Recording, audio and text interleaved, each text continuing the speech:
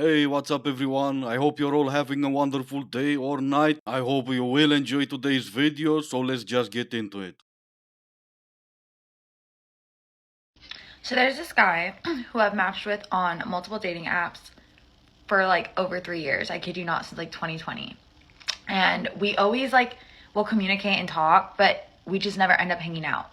We'll skip ahead because I don't have all day. Basically, nothing happened until she downloaded Bumble. And then she probably said, I know it's the same guy, but this is a different dating app, so I'm gonna give that guy a chance. He picks me up. Within the first I kid you not, 2 minutes of being with this man, he hadn't even fully exited my apartment.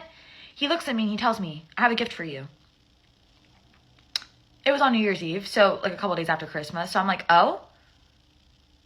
And he's like, yeah, it's under your seat. I reach under my seat. I pull out a fuzzball. He buzzballed me on our first date. On our third date, it's pouring rain. He picks me up again. He doesn't park directly in front of the stairs the way he logically should have. He parked a little further, which, I mean, he parked there the last time, whatever. I'm walking to the car, I'm wearing a jacket, it's pouring rain. This man begins to drive forward, as if he's gonna drive off. I have a feeling I'm gonna fall in love with him. See, I love me a happy ending. One time more than the other, but it doesn't matter. None of this would have happened if you didn't give Bumble a chance. Or if you weren't at that point in your life where you said, it's pouring rain, but it doesn't matter. I'm soaking wet, so what? I can't pass on this amazing opportunity that Bumble offered me. Alright guys, so I'm on a 1-year working holiday visa, right, in Sydney. And if I don't want to do farm work next year, I have to get sponsored, right? So I just realized that the only way that I can get sponsored is if I become a wife by the end of this year. Do you guys think that's possible? Do you guys believe in me? I've literally never had a boyfriend before. And to become a wife by the end of 2024? Lord help me. I'm literally giving Jesus the wheel on this one. He wanted me to tell you he's busy. Get married before the end of the year or start farming. Better get those cow milking skills up because getting married probably not gonna happen. Damn, I honestly feel like nobody made it out alive of breakup season, and now we're all in our no contact season. So if that's where you're at and you're thinking about breaking it, no. Something that's been helping me stay rock solid on this, because I have my moments of weakness where I think about it.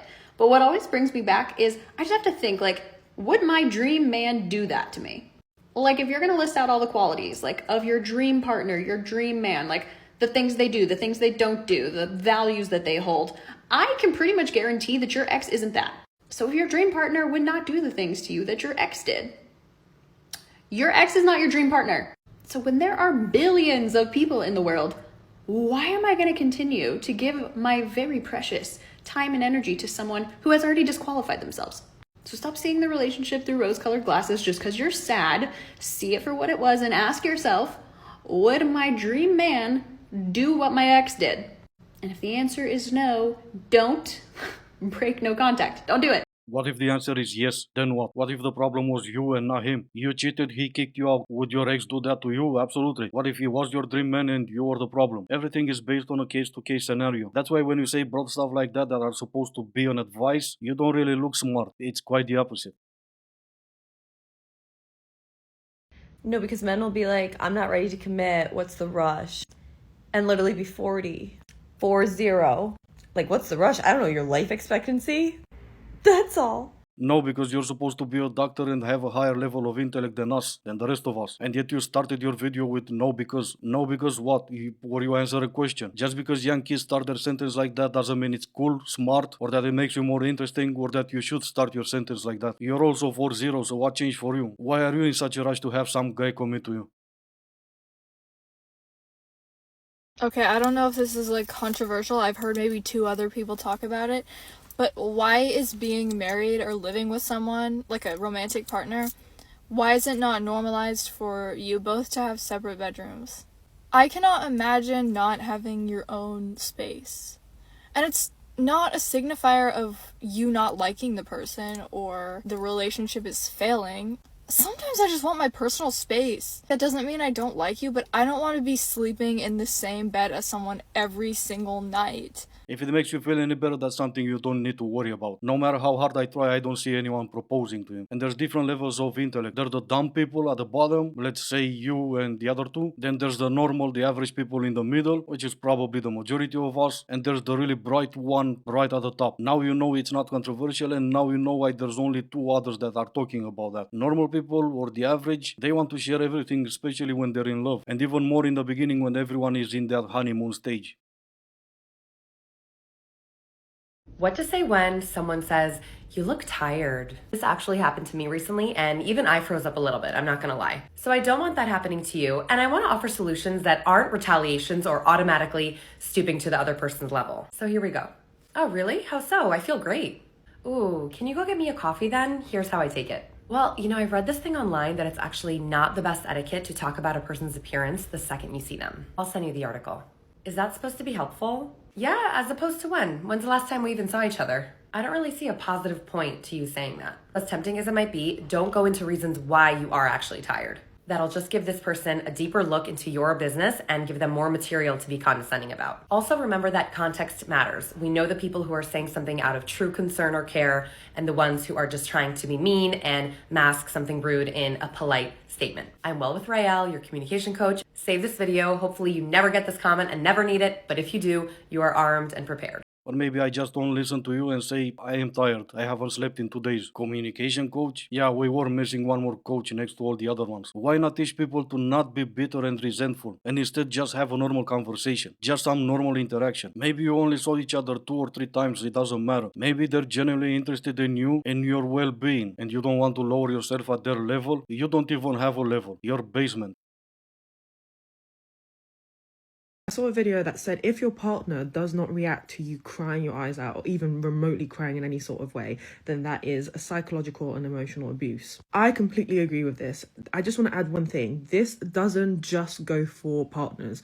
This goes for siblings and for friends and for any other relationship you have in your life.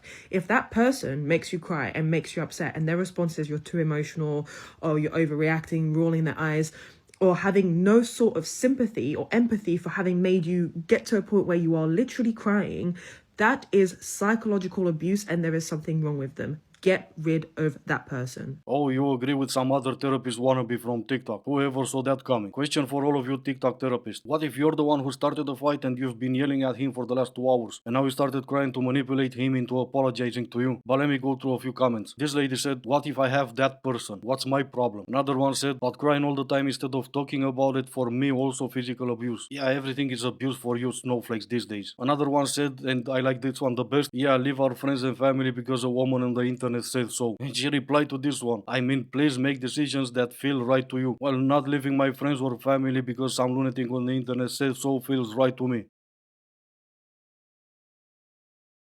I don't know who needs to hear this. No one does. I'm gonna have to read this one for everyone just listening. Never understood how guys with sisters treat girls so bad. Oh yeah, I have 2 of those. And I think at least for me, growing up with 2 sisters helped a lot. I learned from a very young age how to say no to women. None of them listen to me because I am the a-hole, but I would still like to say thank you to them for teaching me that. When your boyfriend says he's going to teach you a dance. 1, 2, 3, 4. 1, 2, 3, 4. 1, 2, 3, 4. And this is gonna be it for today. As always, I do hope you enjoyed the video. If you didn't, I still appreciate you for making it this far. Thank you all so much for watching. Stay safe and I will see you in the next one.